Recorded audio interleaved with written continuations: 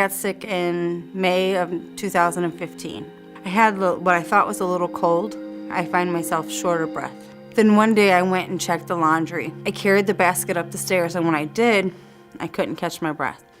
So we go to the hospital. When I was there, they checked my oxygen level, and I was leveling out at 84%. I was admitted to the hospital that day. They were trying to figure out what had happened. They came in and they just said, "You have interstitial lung disease."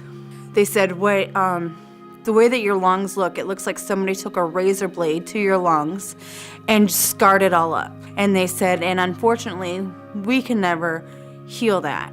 So our goal is to find a way to prevent it from getting worse. Depression is starting to sink in more and more every day. A friend of mine, I was like, I want to go to church, and it's not easy to go to church, to get in and out of the aisles with these big tanks.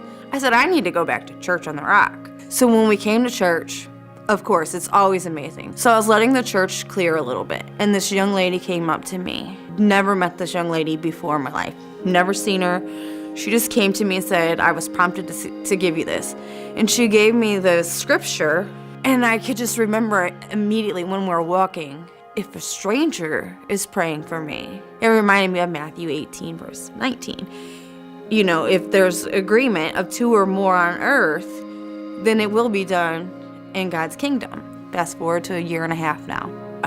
I go in and I get tested, and they say, wow. And I say, what? You know, and they're like, this is the best test that you've had, breathing test, since you've been here. And I said, well, what are you telling me? You know, what does that mean? Well, we're gonna let him tell you, but honey, I don't think you need oxygen. I believe that prayer was a major thing in my life and in my healing.